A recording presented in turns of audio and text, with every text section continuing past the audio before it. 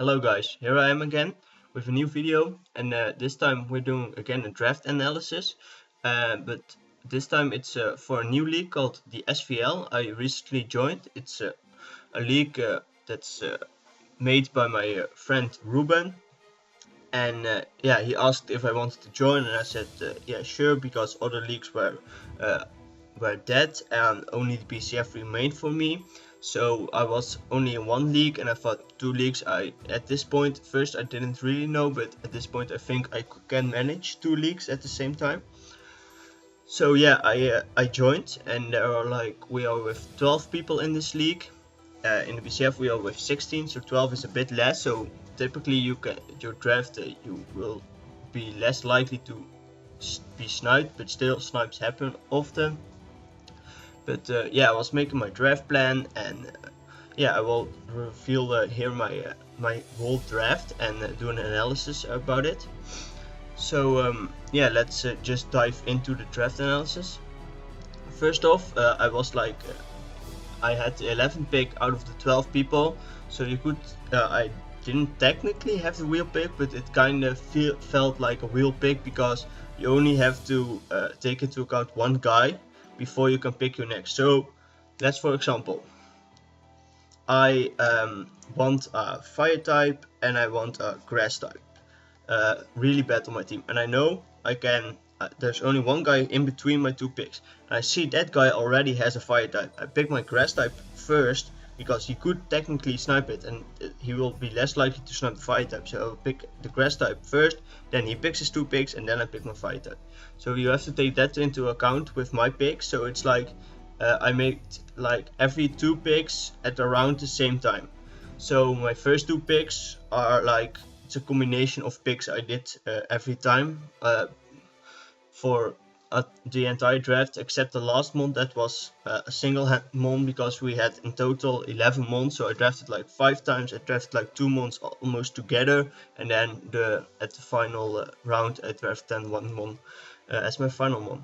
So yeah, to hop on into my first two picks. My first pick, I was looking. I made a plan, and I knew one month I wanted to kind of build my team around because I really liked that month, and I think it could really shine.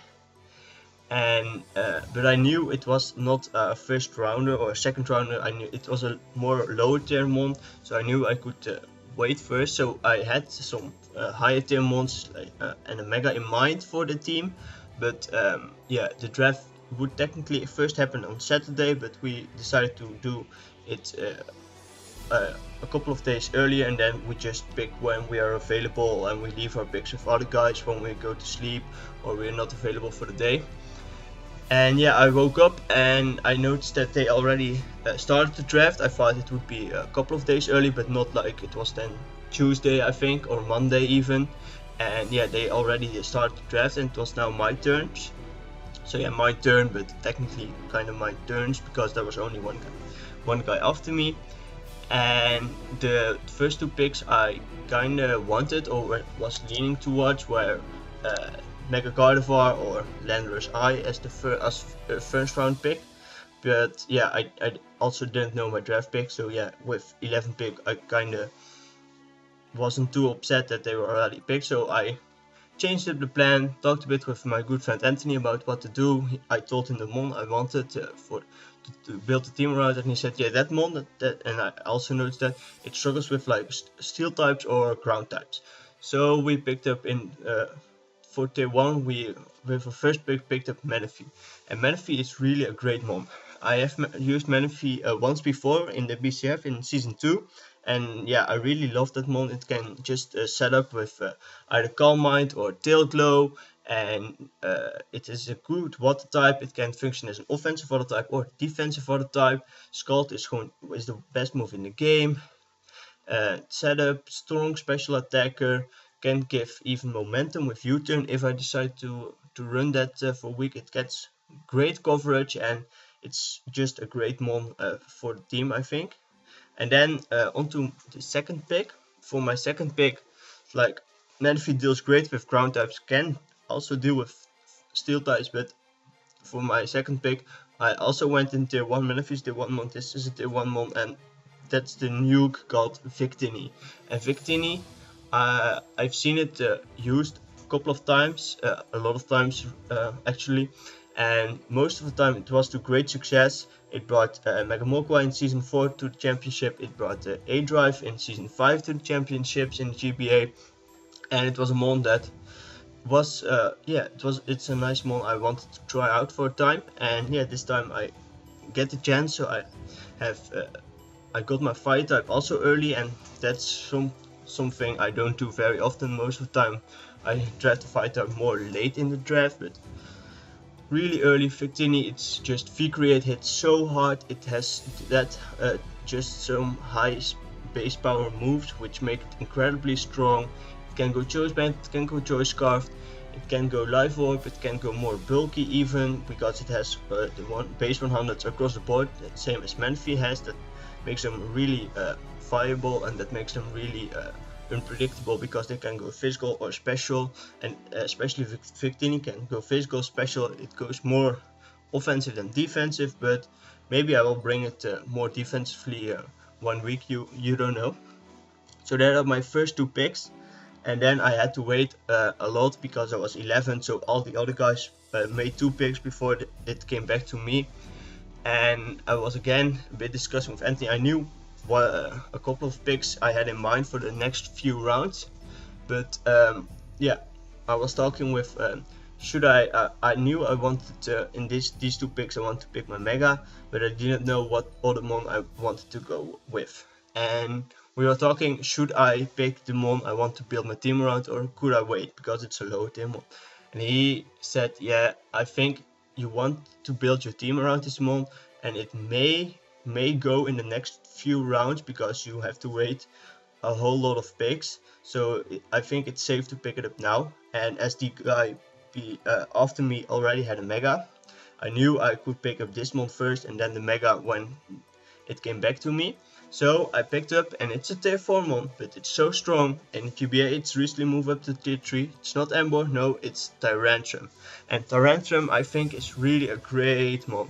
It's a strong dragon type, and it has some lackluster speed, but it hits so hard with Head Smash and Dragon Claw Outrage. Its stabs are really great, and it has such a variety of setup moves, like you could run Rock Polish, you could run Dragon Dance, or you can just run Scarf or just Choice Band everything.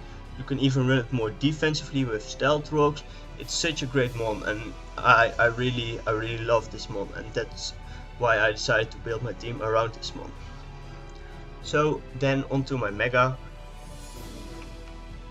I knew I had some nice mons already.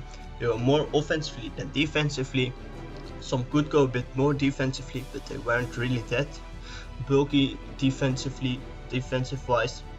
So for the first time ever in League format for me, I decided to draft like more defensively Mega, and I drafted Mega Sableye.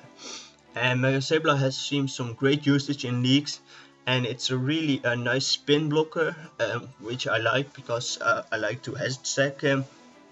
I like to hazard stack, and also it has magic bounce, so it bounces back hazards. So it also acts as like hazard removal, not hazard removal for me, but hazard blocking for me. And yeah, it's such an annoying mon. It can set up Calm Minds for the game, or it can just be defensively and Will-O-Wisp things, toxic things, stall things out. It just has amazing bulk, and it's hard to kill, I have to say.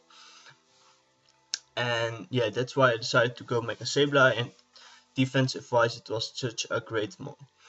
And then there were a lot of picks again, and I was looking what do I need for my team still. And something I noticed was that Victini can handle fairy types quite well, but I wanted more things to counter fairy types. I also wanted more speed on my team, and yeah, so with the first of the next two picks, I picked up in tier 3, I picked up Crobat. And Crobat is just an incredible mon. I've used it in season 1 of the BCF, and I really love it. It's a great defogger. It's really speedy. It can go more bulky, which most often will be, but it can also go just offensively. It's a flying type. Flying type's always nice. It gets the defog, so I have my first hazard removal, and with Mega Sabla, even if you have Magic Bounce, it's also nice to have hazard removal. It also gets recovery in the form of Roost, which is really nice, and it's a poison type, so it can quite also deal with fairy types. With a choice band Crobat, it's really scary. Maybe I will even bring like a nasty plot special Crobat sometime. I knew I wanted to bring it sometime in season 1, but didn't get the chance to, so maybe this season will be the season to run it. And yeah, Crobat overall is just a great mon to have. And then my next pick, I noticed I wanted more entry hazard access, like the spikes, the T-spikes, and my only rock is Tyrantrum. Tyrantrum is not a mon you want to have rocks on every time. Mostly you won't have rocks on your Tyrantrum. So I was looking through the tiers, and there was this one mon in tier 3 I kind of liked to try out because it has different options to go with, and that's Fortress. And Fortress also gives me a steel type, so it also can deal with fairy types to a certain extent. It has that quad times weakness to fire, but its only weakness, it's quite bulky. You can go more defensively, you can go more special defensively. You can even make him, it's a cast-step lead. It gets all the hazards, almost all the hazards. It gets the spikes, the T-spikes, and the stealth rocks, which are all really nice. It also gets rapid spin. So I now have my rapid spin and defog and magic bounce on Sableye, so I'm quite content with my hazard removal options. It also gets Volt Switch, which is really nice because you can get a slow Volt Switch off into some threat like Manaphy, Victini, Tyrantrum, which is really nice. So yeah, overall Fortress was just a great mon for my team. And then onto my next two picks. There was one thing I kinda still wanted, and that was a fairy type, because I like the fairy type, and in most of the drafts I really have a strong fairy type. I've used Mega Altaria, I've used Clefable, I've used Florges, and this season in the BCF I seem not to remember what my fairy type is. Yeah, I will look that up. I know I have one, and I know it's quite strong. So yeah. Okay, I looked it up, and it's Togekiss. Yeah, how could I forget about Togekiss? Also a great fairy type. So I've used a lot of great fairy types, and this time there were a lot of the fairy types were already gone, and I was looking to through the monsters that were left, and I also kind of wanted a cleric and yeah, a heal bell user, and even the wish support, because wish into Fortress could be nice because it doesn't have recovery from itself. And that's why I decided to pick up in tier 4 Aromatisse. And I've seen Aromatisse used more often. It isn't used to that great of an extent, but in some cases it was used to good extent. It gets Calm Mind, which could be an option, and overall you would just run like a defensive set with the Wish, Protect, and the Heal Bell option. And yeah, overall it even has some nice other moves, utility moves, which I won't reveal because I may end up using them, so who knows. But yeah, I think Aromatisse may surprise some people. I hope it will. Maybe it won't, and maybe it, if it only does its cleric role, it's already good enough for me. So that's all about Aromatisse. And with my next pick, I still had my tier 2 and my tier 5 picks. And tier 2 was getting smaller and smaller, and in tier 2 I was already looking through it earlier, and there weren't that many mons I liked. But there was this one mon I really liked in tier 2 because I kinda lacked something for Ghost, and this gives me a Ghost immunity. And I also lacked a ground type, and ground types in general are really great types. It absorbs the electric hits, and they can hit really hard often, so I picked up Diggersby, and Diggersby is such a strong mon. It gets that huge power, and it could run agility to make up for its mediocre speed, and it even gets spike access, so maybe I will for once run spikes. It also has strong priority in stab quick attack from a huge power Diggersby that hits really hard, and that's also something my team kinda lacked, strong priority. So overall Diggersby was just a great mon for me to pick up at this point in the draft, and yeah, I really look forward to using Diggersby.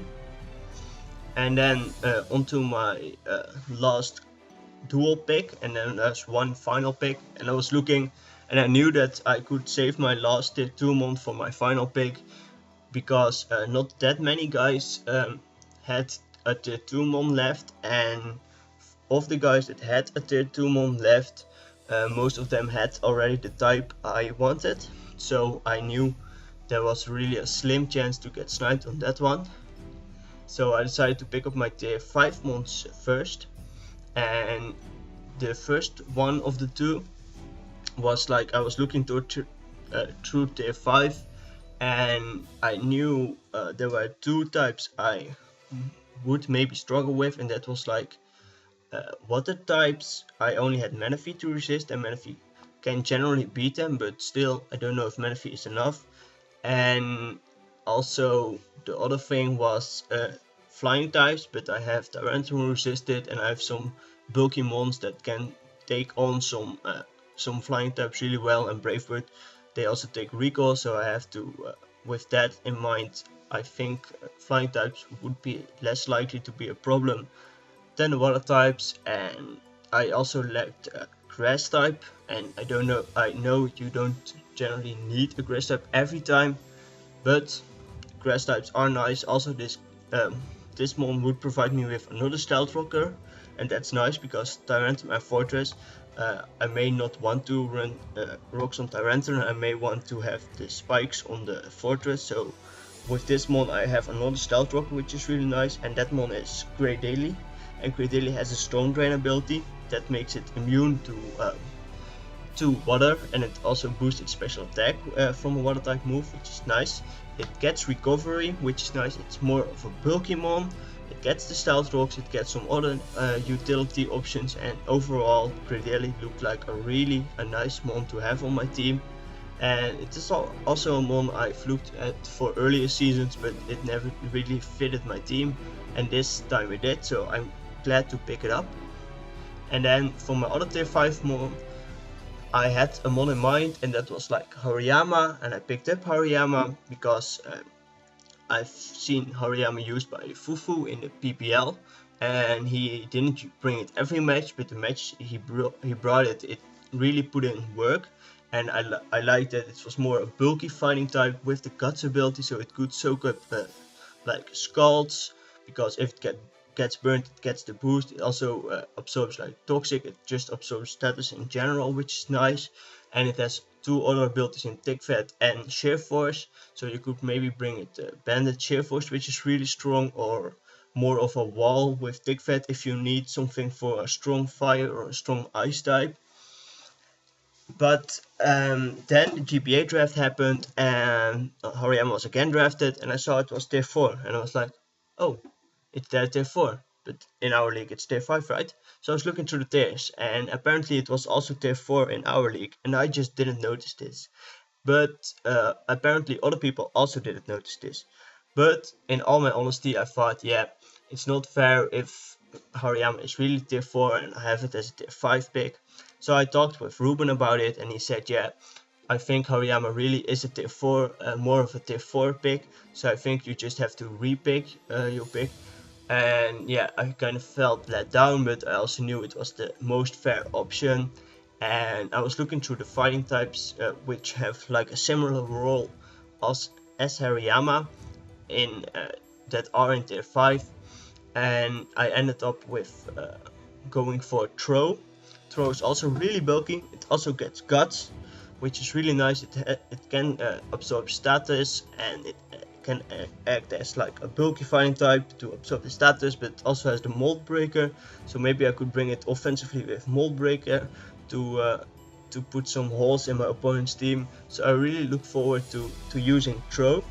I've seen it once in from Call Me 911 from Bob in the GPC, and he used Trope to some good extent.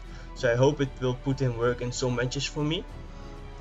And then there was one mon left, and I knew I had a tier 2 pick, but like everything in tier 2, it didn't really fit my team. But there was a mon in tier 3 that really fitted my team, and it was an electric type I still lacked, and it was also a special attacker, and my team has some special attackers, but it has more strong physical attackers than a special attacker, so it is nice to pick up a special attacker here, and it is Galvantula. And I don't know if I surprised a lot of guys with it, but Galvantula also gives me sticky webs, which is really nice for my team because Victini, Tarentum and Diggersby all really love some sticky webs on the field. So Galvantula was just really a strong option to my team. And it's kind of funny because our draft lasted for about a week, because there were days that we could really draft like 2 to up till 4 months a time, and then there were like days that we couldn't even draft 1 month because some guy was like not on for the whole day. But our last pick was like yesterday, and it was after the GBA draft. And in the GBA draft I had this Galvantula plan earlier, but either I've also picked up Galvantula with Victini and then some other. He doesn't have the Diggersby and the Tarentum, but he has some other mons that benefit from sticky webs. And I found this kind of funny that he thought of the same thing as I did. But I think this wraps up my draft analysis of my team. Let me know in the comment section what you think about my draft and how it will perform in this league. And I hope to bring you guys my week 1 match next week of this league, and then from the next week on I will hopefully have like 2 league matches up every week, one from the BCF and one from the SFL. And I think that wraps up this draft analysis. So I would say bye guys.